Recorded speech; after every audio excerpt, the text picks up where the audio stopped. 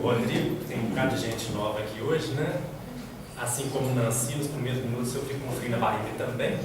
Só que vale a pena a gente lembrar o seguinte, que a nossa proposta aqui, principalmente para os novos, para os antigos também, nossa proposta aqui não é de fazer uma palestra, e sim de um estudo. Ou seja, como a Nancy falou aqui dos imperfeitos da mediunidade, os imperfeitos na condução do estudo, está um aqui na frente de vocês. Só que eu sou muito espertinho, aí eu peço sempre a ajuda e a colaboração de todos, porque a coisa fica mais rica, fica mais participativa, e falar do Evangelho é sempre uma responsabilidade muito grande, né? Então eu conto com a ajuda, com a colaboração de todos. O trechinho, na verdade, hoje, é até uma proposta diferente. Normalmente a gente traz um trecho do Evangelho e discorre sobre ele. A ideia é de trazer um trechinho, que é o trecho da pescaria inesperada, quando Jesus sobe na barca de Pedro e fala para aqueles que estão na margem do lago lá de Genezaré, né? Só que aí a coisa no estudo, eu fui, voltei de novo, e eu pensei em fazer diferente. Eu trouxe então 3 estudos, sendo eles 3 trechinhos do Novo Testamento.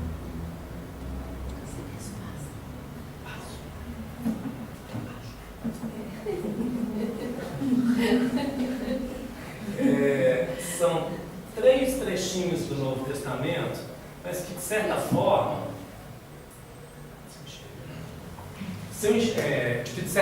eles remetem para um mesmo propósito.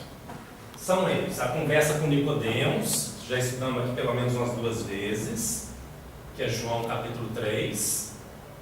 O outro é a volta do filho pródigo, em Lucas capítulo 15, e a pescaria inesperada, que é Lucas também capítulo 5. E aí, depois, fica a perguntinha só para dar uma cutucada, né, que é para incitar a turma a participar, mas é a seguinte: desses três trechos, eu pelo menos busquei uma ideia central. E para fazer esse estudo, eu fui à consulta da Sabedoria do Evangelho, do Pastorino, e depois de ter feito o estudo, eu troquei ideia com um amigo e fui no livro dele. E acabei então também fazendo uso do livro dele, que é do Gilberto, que está sentado logo ali atrás, meu colaborador hoje. É um prazer. Como é que é? É um prazer. Opa! Então a ideia é essa: a gente são 3 trechos, a gente sempre faz assim, a gente lê um trechinho. Hoje também vamos fazer uma coisa diferente, porque o segundo trecho eu peguei um videozinho foi até do WhatsApp. A qualidade dele está muito boa, não? O chefe puxou minha orelha já. Mas dá para escutar. Então o segundo vai ser só um videozinho, vai ser leitura, e o terceiro vai ser leitura de novo. Vamos ler então? É só um pedacinho pequenininho de cada um, que eu fiquei preocupado com o tempo, tá? Tá bom, né? Conversa com Nicodemos, João capítulo 3. Havia um homem dentre os fariseus chamado Nicodemos, chefe dos judeus. Este veio ter com Jesus de noite e disse: Rabi, sabemos que és mestre vindo da parte de Deus, pois ninguém pode fazer essas demonstrações que fazes se Deus não estiver com ele. Jesus respondeu-lhe: em verdade te digo, que se alguém não nascer de novo do alto, não pode ver o reino dos céus. É isso. Depois ele vem, né? Ele pergunta como é que pode um homem nascer se não for do ventre da sua mãe, como é que ele pode voltar ao ventre da sua própria mãe para nascer de novo. E Jesus fala: se eu te digo das coisas terrenas, como é que eu vou te dizer das coisas espirituais? Não é assim? Você não entende quando eu falo das coisas da terra, como você vai entender quando eu falar das coisas do céu? Lázaro, eu não pus tudo, porque eu sabia que você tinha de cabeça. Depois outra coisa. Não é trecho, é parágrafo. Perdão, não é trecho, é parágrafo. É porque todo dia, na hora que eu chego, eu faço assim nele, ó. Aí ele sacode, aí ele faz comigo também, entendeu, gente? Então, gente, agora vai a pergunta: o que esses versículos trouxeram? Pode ser assim? O que esses versículos trazem, então, de ideia central para vocês, gente? Ajuda aí. Qual que vocês entendem que seria a ideia central desses 3 versículos aqui? Não, nessa conversa com Nicodemos é a primeira vez que se vê falar de reencarnação. Quando Jesus começa a falar de reencarnação, em outra parte do Evangelho existe, mas essa é uma das primeiras em que ele é bastante claro quando ele quer falar com Nicodemos sobre reencarnação. Por isso que Nicodemos não entendia o que era reencarnar, que eles não acreditavam nisso. E Jesus deu a entender nessa passagem de Nicodemos falando sobre a reencarnação. Tem que renascer de novo se quiser ganhar o reino dos céus. Boa. O que mais além disso?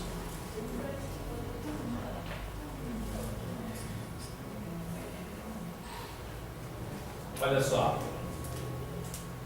Foi até um ponto de vista novo para mim, que eu peguei também do Gilberto. Ele fala o seguinte, que se alguém não nascer de novo do alto, não pode ver o reino dos céus.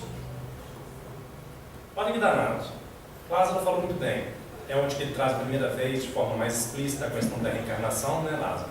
Mas será que dá para entender o seguinte, que quem não nascer, não só nascer fisicamente, olhar com outros olhos, morrer para aqueles conceitos, para aqueles preconceitos, e ver com os outros olhos, só esse sim morre para aquilo que era antigo, que era passado, e aí ele consegue ver com novos olhos. É a mudança, a necessidade da transformação constante. A mudança. Não sei como pode falar. É isso. Ou seja, eu tenho um negócio que é o seguinte, porque deu tudo certo, graças a Deus, a viagem foi ótima, graças a Deus. Mas se a viagem não tivesse dado tão certo, se o pneu tivesse furado, ou mesmo se sofresse um acidente, ou se demorasse mais, não seria graças a Deus não. Estou vivo, graças a Deus. Geralmente a gente fala assim, graças a Deus que não foi pior. Não é? Pois é, o meu graças a Deus sempre era para aquilo que eu acho que é bom. Então já é tempo de rever, ou de ver com outros olhos do alto, assim, perceber Deus em todas as ocorrências da vida. Em todas. Em especial naquelas em que eu raramente consigo vê-lo. E aí, fui lá no livro, né, Juliana? Tive jeito. Tem um trechinho do Evangelho maravilhoso, que é quando Judas Iscariotes vai com soldados prender Cristo, né? Prender Jesus, meu Cristo, né? E aí, o servo do sacerdote, lá do sumo sacerdote, ele chegando perto para prender Jesus, Pedro fez o quê? Decepou a orelha dele, né? Defendeu Cristo. No primeiro instante, olha só, tem coisa pior do que você ser atacado. É muito desagradável, né? Só que Cristo, Jesus vai e devolve a orelha do servo, não é assim? E ainda diz, mete a tua espada na bainha, não beberei eu o cálice que meu pai me deu? Ou seja, é uma mudança de paradigma muito grande para entender que tudo que me acontece tem um propósito elevado, sem exceção. É um outro ponto de vista, não é, Lázaro? Além da questão da ressurreição? Tá. Ou seja, tá aí, né? Do meu avesso, né? Aquilo que eu acho que é avesso, não é assim? Aproveite para me harmonizar com isso e sentir gratidão pelo novo ponto de vista. Isso para mim é um desafio danado de grande, viu? Nossa! Só você. Pois é. Então, vem aí, em termos assim, do elemento principal, da ideia principal, que está nesse trechinho aqui da conversa de Nicodemos com Cristo, com Jesus, inclusive aconteceu à noite pelo quão inconformado, desconfiado e incomodado que ele se sentia, né? De uma nova visão, de um novo ponto de vista, uma nova visão. Reconhecer a autorresponsabilidade de tudo aquilo que me acontece, quem é responsável por isso, sou ninguém além de mim mesmo. Não é assim os patchworkianos aqui da turma? Ver Deus na alegria, na dor, na alegria, na saudade, na esperança, na decepção e no benefício, na tempestade, na calmaria, na lágrima e no sorriso. Aí sim, se eu consigo ver Deus em tudo que me acontece, não só naquilo que para mim eu entendo como positivo, e aí eu falo graças a Deus, aí sim é provável que eu esteja encontrando. Ou seja, é uma mudança de paradigma, é um novo ponto de vista. Beleza? Então, esse É o primeiro trechinho, gente, que é a conversa com Nicodemos. Então a gente está falando de uma nova perspectiva de visão. Olhos para quem consiga ver e ouvido para quem consiga escutar, não é assim? Depois, o outro trechinho é a volta do filho pródigo. Só que ao invés de trazer escrito, eu gostei um videozinho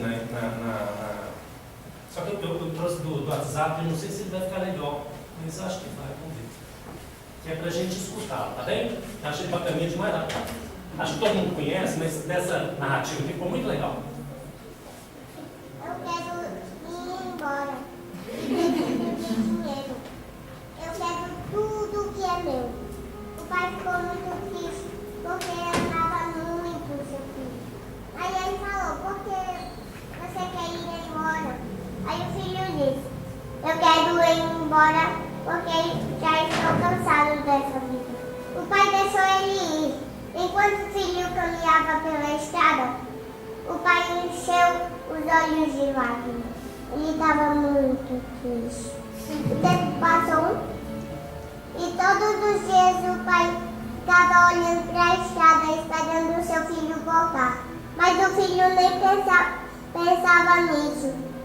Ele gastava o seu dinheiro em festas, farras, em coisas que ele nem precisava. Pagava a conta dos amigos e todo mundo gostava de ficar perto dele só porque ele tinha muito dinheiro. Mas um dia o dinheiro acabou. Os amigos foram embora, ele ficou com muita fome e sem dinheiro e muito sozinho. Ele procurou um emprego, mas a única coisa que ele sabia era cuidar de animais. Aí, ele arrumou um emprego para cuidar de porcos numa fazenda. Um emprego mais fedorento. Logo ele disse que tinha tudo. Deve ter sido muito difícil para ele. A fome que ele sentia era tão grande que dava vontade de comer a comida dos porcos. E aí que ele lembrou do seu pai e pensou, será que ele vai me aceitar de volta? Se ele não me aceitar como um filho, pelo menos ele pode me arranjar um emprego na fazenda. Aí ele resolveu voltar, sujo, fedorento e sem nenhum dinheiro. O que ele não sabia era que desde o dia que ele foi embora, o pai esperava a sua volta. E quando o pai viu o seu filho de longe, correu, abraçou e chorou de felicidade. Não sei como ele aguentou aquele cheiro horrível, mas ele estava muito feliz para se preocupar com isso. O filho, sem entender nada, disse, pai, eu posso ser pelo menos um empregado? Mas o pai nem quis saber disso. Colocou um anel no seu dedo, deu roupas novas e mandou os empregados prepararem uma grande festa.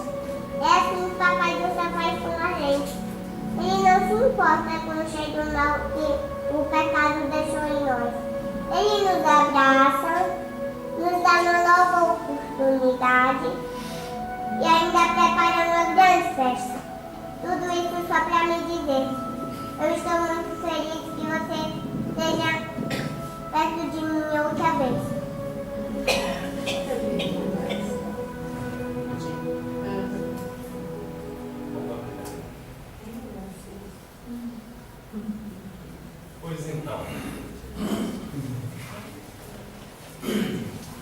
Pois então é o seguinte, a gente pode pensar na questão da reencarnação, das reencarnações sucessivas, que elas me trazendo de volta de onde que eu saí, que nós saímos, não é assim? Que é a tal da queda adâmica, né? A queda de Adão, não é assim? Onde que a gente retorna, né? Só que a gente tem aqui também a proposta de trazer um estudo também que traga muito do dia a dia, dentro do dia a dia mesmo, de cotidiano de cada um aqui, né? E dessa parábola, Lázaro, pode ser? Dessa parábola da volta do filho pródigo, o que é que ela nos remete, pelo menos, na hora que eu falo do meu cotidiano? de ingratidão, né? Atitude ingrata, que a minha herança foi embora, não quer nem saber do outro, né? Egoísta, né? É a falta de Ela nos traz a humildade e o perdão. Desculpa, só um minutinho, Lázaro. A questão da autorresponsabilidade que ele não teve no... Uhum. Humildade, o que, Lázaro? A humildade e o perdão. Pois Foi é. através do perdão que nós conseguimos que o Pai nos receba de braços abertos. É pedindo perdão, é voltando humilde e pedindo a Ele que nos receba. Porque pecar nós pecamos todos os dias. Eu vejo também, Rodrigo, comigo acontece assim insistentemente como o Pai me oferece oportunidades. Mesmo eu errando, são novas oportunidades a cada dia, só o acordar, e me vejo assim. Que casas que seriam essas, gente? Aliás, que pai e que casas seriam essas? Isso aí. Quando se fala a Deus, o Deus que está nos esperando, porque nós não ofendemos aí. Por mais que nós somos ingratos, Ele não sente que nós ofendemos. Mas Ele nos espera todos os dias, como esse pai aí da parábola esperava o filho. Quando ele fala ali que ele foi para a farra, pagava tudo para os amigos, ou seja, se sacrificava inclusive para buscar a aceitação dos outros, ia para a vida mundana, que aí vem de tudo quanto há, experimentava muito da vida mundana, não é assim? Experimentava de tudo um pouco, voltado, provavelmente extremamente voltado para valores de aparência, para valores externos. Acontece comigo? Não acontece conosco no dia a dia? Pelo menos comigo acontece muito. Eu que digo. E aquela moto de 500? Pois é. E aquela moto é uma coisa divina, eu acho. Né? Não é? É verdade. Meu Júlio. Mas é verdade, olha só. Na hora que eu vou para fora, na hora que eu me preocupo em impressionar os outros, até em impressionar a mim mesmo, em viver a vida terrena a partir do ponto de vista do outro, vivendo uma vida de superfície, nesse sentido, como foi preocupado com o exterior, eu não estou fugindo da casa do Pai. Estou? Que casa de pai que é essa? De mim mesmo. Também não dá para pensar assim? Não cabe também? Ou seja, toda vez que eu fujo de mim mesmo, das minhas crenças verdadeiras, toda vez que eu fujo da minha essência, salvo engano, as psicólogos me ajudem, acho que crise é fugir e distanciar de mim mesmo, não é assim, Leninha? De crise? Madazinha? Crise. Mas não é por aí, Madá? A crise realmente é uma bênção, né? Se a gente for levar mais elevado. Mas só que quando nós não estamos na nossa vontade, né? Então a gente realmente foge do caminho, a gente pega outra direção. Não é assim? Do que seguir o fluxo. Do que seguir o fluxo. E o que a gente deixou de ver lá. Quando eu afasto de mim mesmo, não é assim, Eu me Madá? afastei, que eu não quis ver, eu enganei, minhas crenças errôneas, minhas confusões. Exatamente. E aí dentro disso que Madá está trazendo, essa volta do filho pródigo, ou seja, o retorno à casa do pai, não tem uma outra conotação também muito legal, que é o retorno à minha essência, aquilo que de fato é importante para mim, enquanto ser espiritual, não só mundano. Faz sentido, gente? Faz, não faz? Beleza, Lázaro? Com certeza. Então nós estamos falando de outra ideia central, de outros versículos do Evangelho, né, Lázaro? Que de certa forma me traz até uma certa nostalgia, uma saudade nostálgica, porque quando eu afasto de mim mesmo, eu trago para o cotidiano o entendimento, o afastamento de Deus, o afastamento de mim mesmo, porque na verdade eu já fui inteiro e pleno, só que me afastei. Não é essa a história da queda, Gilberto? É descida. Oi? É descida. Da descida, da queda não dimensional, mas da descida, os anjos decaídos que somos, o afastamento de mim mesmo. Então, eu tenho nostalgia, porque eu já sei, eu sinto no fundo, eu sinto saudade do que já fui, da completude que já tive. Não é assim? ou seja, trazendo para o meu cotidiano e não trazendo para distante, Lucas, né? Lucas diz para a gente: o reino de Deus está dentro de vós. Toda vez que eu me afasto da minha essência, que eu busco valores de aparência, que por vezes são necessários, e a crise é uma bênção, né, Madá? E ela me faz o retorno e o contato comigo mesmo de novo, é o entendimento que o reino de Deus está dentro de mim. E outro dia nós falamos aqui, não foi, Lázaro? O tal do eu sou o caminho, a verdade e a vida, o eu. Não só o eu de Jesus lá como um modelo, uma referência externa. Não é assim? Então, como que eu faço para, dentro do plano terreno, quais são as possibilidades, quais são os caminhos, como que eu faço para ascender a partir do plano terreno? Essa proposta, no caso de ascensão, é o contato comigo mesmo, e assim eu caminho para frente. É simples, não tem pegadinha não.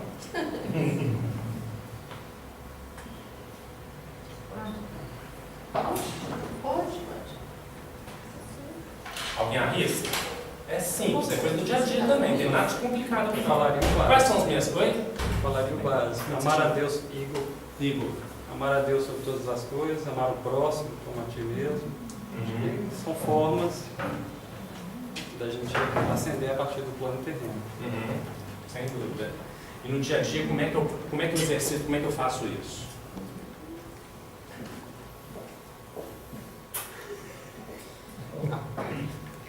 Vamos lá. A primeira coisa que eu tenho que fazer é me perdoar. Eu tenho que me perdoar primeiro. A primeira coisa que eu faço é me perdoar. Não adianta eu pedir perdão ao pai se eu não me perdoar primeiro. Foi o que o filho pródigo fez, se perdoou, falou: está na casa do meu pai, eles comem melhor do que eu, então vamos me perdoar e resignar e voltar a ele para pedir perdão a ele. Mas primeiro eu tenho que me perdoar. Eu diria, a gente pode falar que na relação humana, quer dizer, a relação comigo mesmo, principalmente, me entender como humano, como falível e, portanto, imperfeito, a caminho de perfeição, mas imperfeito. Portanto, ter muita fraternidade comigo mesmo, muita paciência comigo mesmo. A primeira palavra que eu escutei aqui no Grupo Ismael de um médium foi ser fraterno consigo próprio.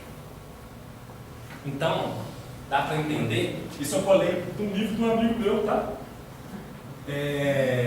Que as fontes de ascensão, de retorno à casa do Pai, elas passam por aqui. As minhas relações humanas, eu comigo mesmo, eu com as minhas relações profissionais, com as minhas relações afetivas, não é assim? Ou seja, toda relação tem um propósito, seja ela qual for, com um chefe, com uma namorado, marido, esposa, toda relação tem um propósito para que eu melhore, para que eu me desenvolva, não é assim, Ariara? Ou seja, as relações com o meio em que eu vivo, as relações humanas de toda a natureza, as afetivas, todas elas. A relação com o trabalho, conheceis a árvore pelos frutos que dá, não é assim? Todo trabalho. Porque, outro dia eu estava conversando com um povo lá na empresa, devia ter umas 40 pessoas, eu fiz essa pergunta: para que cada um que trabalha? Foi unânime. Aliás, mentira, acho que teve um que ficou em cima do muro, mas os 39 pelo menos falavam o seguinte: eu trabalho para ganhar dinheiro. Pois é, olha só, se eu entendo minha relação de trabalho de uma forma diferente, o dinheiro como consequência de benefício social que eu desenvolvo, benefício social, como o nome diz, benefício para a minha sociedade, para o meu entorno, para mim mesmo, olha que diferença que faz a relação com o trabalho. Não faz? Não é uma ótica totalmente diferente? Quem fala sobre isso super legal é o Mário Sérgio Cortella, no livro dele, Qual é a Tua Obra? Qual é a minha obra na hora que eu estou exercendo o trabalho? Qualquer trabalho que seja, não são de natureza mais explícita, né? Os da área de saúde, eles são muito explícitos, né? Médico, psicólogo, fisioterapeuta, o benefício é muito explícito, mas todo trabalho tem um benefício intrínseco, né? Mobilidade urbana, lazer, elegância, beleza, tudo pontuado, não é assim? Então, se eu revejo a minha relação com o trabalho e lido com ela imaginando que isso, a partir do contato comigo mesmo, eu posso exercer o trabalho nesse contexto de trazer benefício para o outro e para mim mesmo, é uma forma de ascensão maravilhosa. É ou não é? E óbvio que aí a comunicação com Deus, entendendo Deus em mim, fazendo contato comigo próprio. Porque aí eu falo com muita categoria também. Se deixar, eu atropelo a vida o tempo todo. Eu tratoro a vida. Eu não paro, às vezes, para responder, seja em qualquer situação de trabalho, também se fala. Se eu não fizer contato comigo mesmo. E a gente fala aqui de centelha crística, não fala? Fala de eu divino, de eu superior, né? Não penso falando de eu superior, né? Se eu atentar para isso de fato, exercer a vigilância, e a cada instante da minha vida, eu começar a me tornar mais vigilante, nesse sentido, aliás, orar e vigiar, não, é vigiar e orar, né? Se eu me torno vigilante antes da oração e oro, em cada instante da minha vida, eu acesso e tenho resposta para todas as dificuldades. Sempre, eu tenho recurso para todas já, que é o que o próximo trecho do Evangelho vai falar para a gente. Eu tenho recurso para todas, desde que eu faça contato com o meu eu superior. Só que, embora isso possa parecer muito banal no grupo espiritualista, né, dizendo por mim, quanto eu fujo disso, tanto que eu automatizo as minhas reações. As minhas ações e as minhas reações. Vigilância, acho que é a palavra-chave na comunicação com Deus, a partir do contato comigo próprio. Faz sentido, gente? E aí vem o terceiro estudo. Estou com medo de falar trecho aqui, eu quase. Que era no barco de Pedro e em seguida a pescaria inesperada. Vamos ler? Apertado pela multidão que ouvia a palavra de Deus, estava Jesus em pé junto ao lago de Genezaré. E viu 2 barcos junto à terra, mas os pescadores haviam desembarcado e lavavam as redes. Entrando em um dos barcos, que era de Simão, pediu-lhe que o afastasse um pouco da terra, e sentando-se no barco, dali ensinava a multidão. Então, isso na verdade é quase que um preâmbulozinho, né? Onde que Jesus ele subiu ao barco de Pedro, né? Simão, até então, acho que é a primeira vez, né, Lázaro, que ele fala de atribui Pedro, soma Pedro ao nome de Simão Pedro, né? E aí vem a pescaria inesperada. Quando acabou de falar, disse a Simão: faze-te ao largo e lançai vossas redes para a pesca. E respondendo, disse Simão: Mestre, tendo trabalhado toda a noite, nada apanhamos, porém, sobre tua palavra lançarei as redes. Feito isto, apanharam grande quantidade de peixes, e as redes rompiam-se. Acenaram aos companheiros que estavam no outro lado do barco, mas para virem ajudá-los. Eles vieram e encheram ambos os barcos a ponto de ameaçarem afundar. Vendo isso, Simão Pedro lançou-se aos pés de Jesus, dizendo: Retira-te de mim, Senhor, porque sou um homem errado. A admiração à vista da grande pescaria que haviam feito o invadiu e a todos os que estavam com ele. Como igualmente a Tiago e João, filhos de Zebedeu, que eram sócios de Simão. Disse Jesus a Simão: não temas, de hora em diante serás pescador de homens. E levados os barcos para a terra, deixando tudo, seguiram. De novo? Ou tá bom? Tá bom, não dá? Pois é, gente, nessa aqui acho que dá pra gente trocar muito. O que chama atenção? Quais textos chamam atenção nesse estudo aqui da pescaria do barco de Simão Pedro?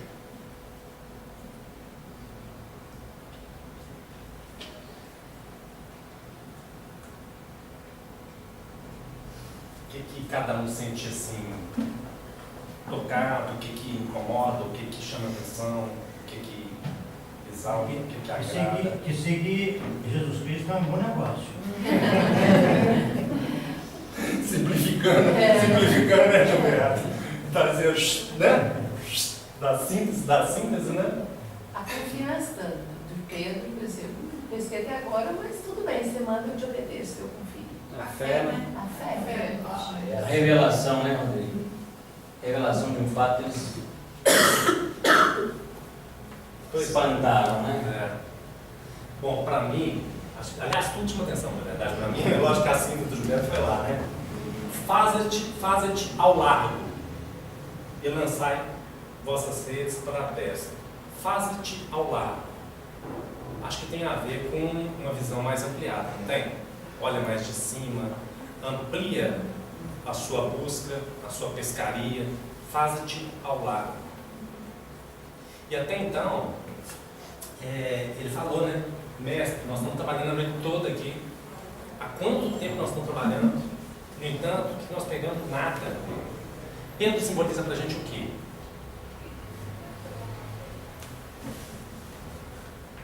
Sobre ti e igreja, não é assim? Ah, sim, o suporte, os pilares. Pedra, fortaleza, não é isso? A fé, a confiança na fé, não é assim? E aí eu volto para mim de novo. Quantas vezes no meu dia a dia eu tenho pouca confiança no meu superior? Simone até virou os olhinhos para trás. Pedro não simboliza para a gente a força, a fortaleza, a segurança da fé, em confiar no Cristo que tem em mim mesmo. E também, no sentido de confiança, mesmo tendo trabalhado a noite toda, não tinha pego nada, ainda assim ele, sob tua palavra lançarei as redes. Te obedeço. Em que sentido, assim, no dia a dia? Se eu faço contato comigo mesmo, se eu busco o meu eu superior, a cada instante, a cada adversidade da minha vida, eu consigo pescar, de fato, ter frutos verdadeiros. Eu consigo resultado.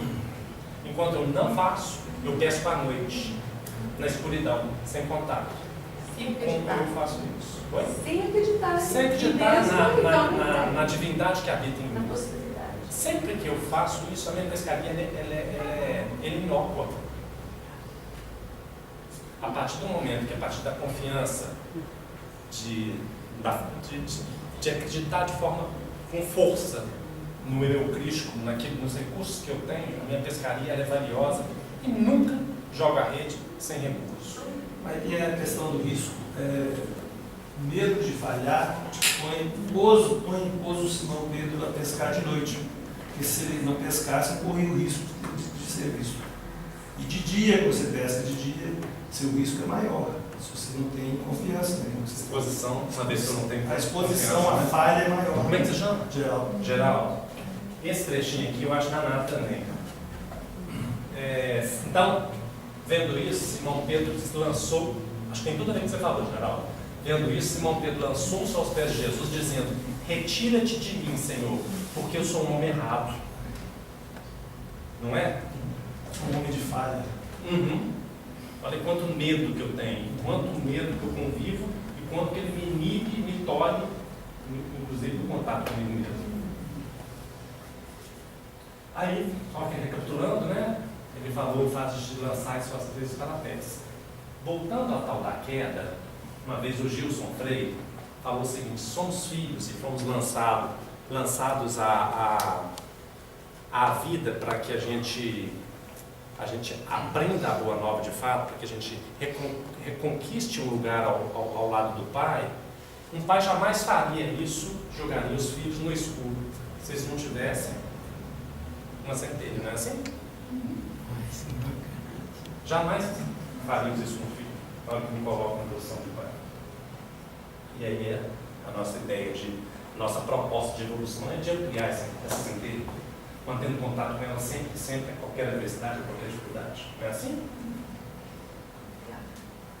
E aí depois eles apanharam a quantidade desses, ou seja, é isso que a gente falou há pouco, né? Na hora que eu faço contato com o meu eu superior em qualquer situação, com minha esposa, com minhas filhas, com meu chefe, com meus liderados, no caminho de lá para cá no trânsito, o cara me fechou ali.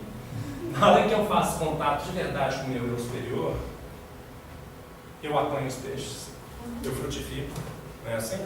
E aí, falando de novo naquilo que a gente trouxe lá atrás, a minha relação, na hora que eu acredito que no Cristo que habita em mim, na questão da interiorização, que tem a ver com a volta do filho pródigo, mas acreditando no Cristo que confia em mim, né, Geraldo? Sem medo, a minha relação com o trabalho, minha relação com aqueles com no dia a dia eu convivo, minha comunicação com Deus se torna muito, muito, muito mais eficaz. E aí, Geraldo, é isso. Então, vendo Simão Pedro, lançou-se aos pés, dizendo: retira de mim, eu sou um homem errado. Aqui, e para isso me ajuda muito a escala evolutiva. Lógico que o tempo é relativo, mas a escala evolutiva, acho que o próximo slide trata disso, me ajuda demais da conta. Já caminhamos muito, já evoluímos muito, temos muito para evoluir, mas não tem jeito de negar o quanto que nós já caminhamos. Não é assim? E aqui, olha só, como o Geraldo colocou, acho que tem uma questão inercial. Eu observo essa questão inercial em mim mesmo.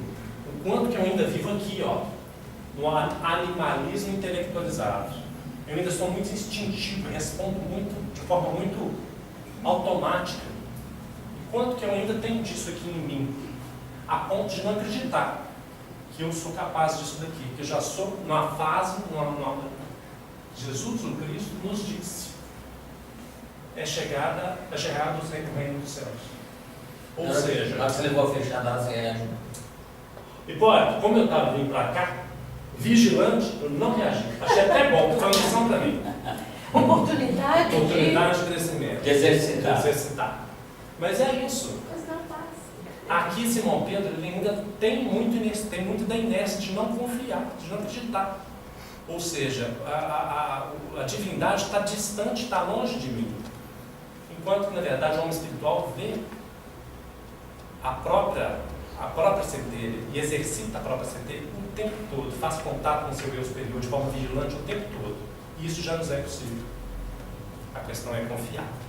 Ou seja, já estamos passando de uma fase nominal para o reino celeste, de fato. Lembra, Ana Lúcia? A gente também faz uma bagunça aqui na frente, vocês não fazem ideia. Ela fica fazendo carrinho com a o tempo todo. Impressionante. Gilberto já reclamou comigo dessa. Tá vendo?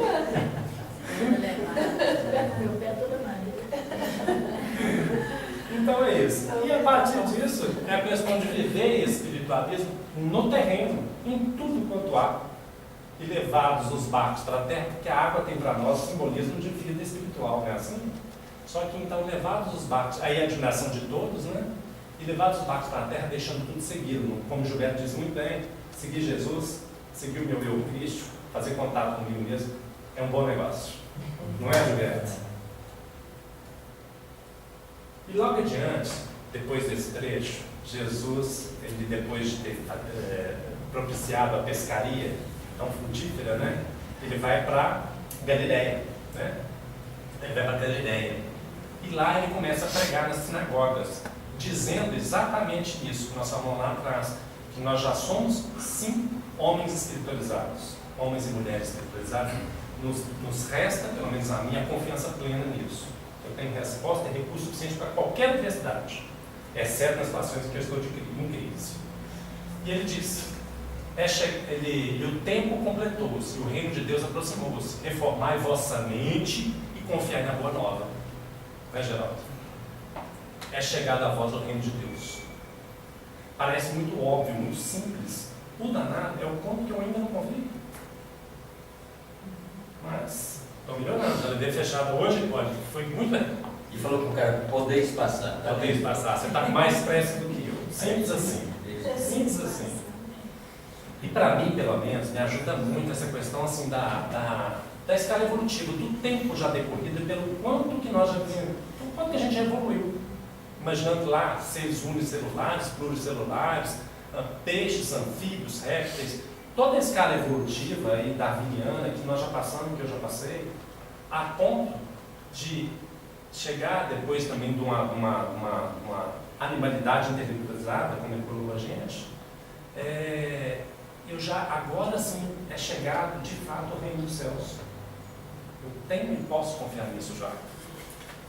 E hoje, eu estava conversando com minha filha, e minha filha tem uma terapeuta meia perturbada, sabe, gente? Não sei quem é. Pois é.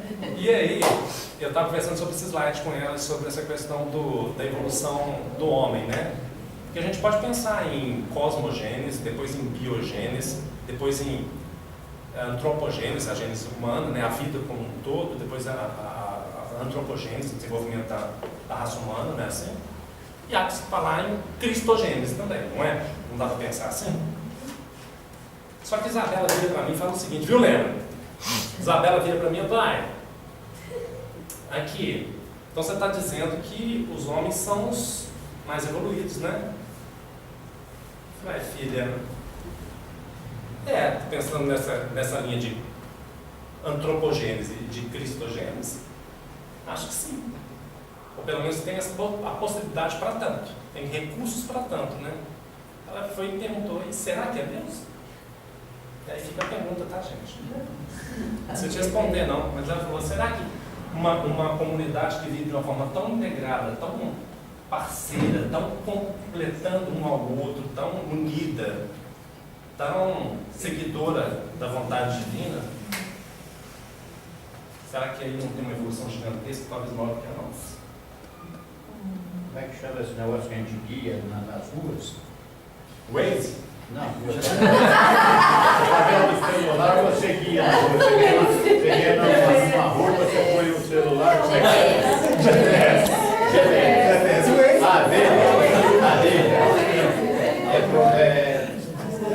uma prova de GPS superior ao do ser humano. Porque quando necessita de mel, uma trabalhadora sai a buscar lugares em que tem mel. E ela vai e volta e leva todas as outras. Como a inteligência dela pode levar e trazer dessa maneira? Isso acontece com as abelhas. Ela vai sozinha, descobre onde tem e leva toda a comunidade a buscar aquilo ali e volta para a colmeia. Pois é, olha que ela é dotada de um sistema superior ao nosso. Não é? Então, aproveitando que Ismael é cultura, não, mas é fato, é isso mesmo. Sabe a proporção áurea? Se você pensar, como é que é? Somar 1 mais 2, 3. 3 mais 2, que eu dá 5. Se você fizer isso, dividir sempre 5 por 3, 8 por 5, 13 por 8, que é a somatória tendo pegado? 3 mais 2, 5. Divide 5 por 3, vai dar 1, alguma coisa. Depois soma 5 com 3, que é o anterior dele, vai dar 8. 8 dividido por 5 vai dar 1, alguma coisa. Sempre dá o mesmo número, que é a tal da proporção áurea, né? Que dizem que é a relação entre nossas pernas e nossos braços, a cruz que Cristo foi crucificado, a relação entre o nosso nariz e os olhos. E as abelhas crescem segundo a proporção áurea também. Elas têm um fator de 1, tarará, que também obedece essa proporção. Bacana, né? Mas aí fica a pergunta da Isabela. Alguém atreveria, assim, dizer alguma coisa sobre a evolução? Nesse ponto aqui eu até pensei um pouquinho.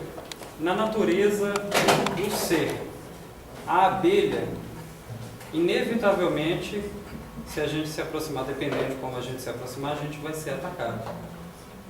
E a gente, já o ser humano, a gente tem a possibilidade, como você falou, de tomar ali a decisão, atacar ou não, ou entender que o outro está fazendo aquilo porque está no nível de evolução dele e cabe a mim respeitar e não atacá-lo, apenas entender que era para ser assim.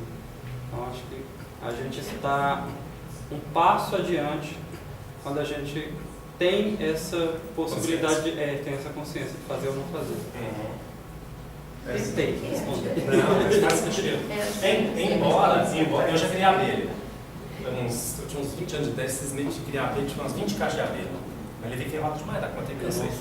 Mas foi legal. E é o seguinte, dependendo do dia e da forma, principalmente do meu cheiro, se eu chegava perto da caixa dela, não me ferrava, não. Mas se eu chegava para mexer na caixa dela, para tirar mel, aquela coisa toda, aí tinha que ir com a roupa. Eu tenho um amigo que criava abelha europeia, que é mais que é misturada, africana com europeia, na casa dele, na varanda da casa dele. Nunca picou ninguém. Mas faz sentido que você coloca.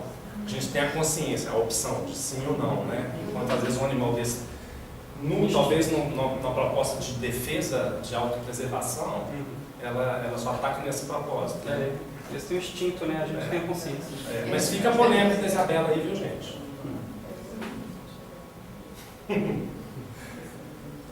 Então, gente, vamos lá, por causa do tempo. Recapitulando, nós falamos aqui da volta do filho pródigo, da conversa com Nicodemos, a volta do filho pródigo, a gente falou da interiorização, de buscar os meus valores de essência, não é isso? Na conversa com Nicodemos é de ter uma postura diferente frente à vida, de ter um outro ponto de vista, a vista de outro ponto, que foi assim também. E nós falamos agora da pescaria inesperada, como o Gilberto colocou, é um ótimo negócio seguir Cristo.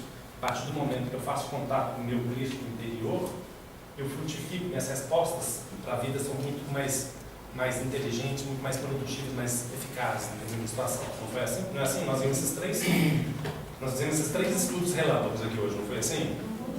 Então nós estamos falando do retorno à casa do Pai, estamos falando de nascer de novo, uma nova perspectiva, uma quebra de paradigma, um olhar novo para tudo que me acontece, não é assim? É da presença do Cristo em mim, dessa crença. E aí vai a perguntinha de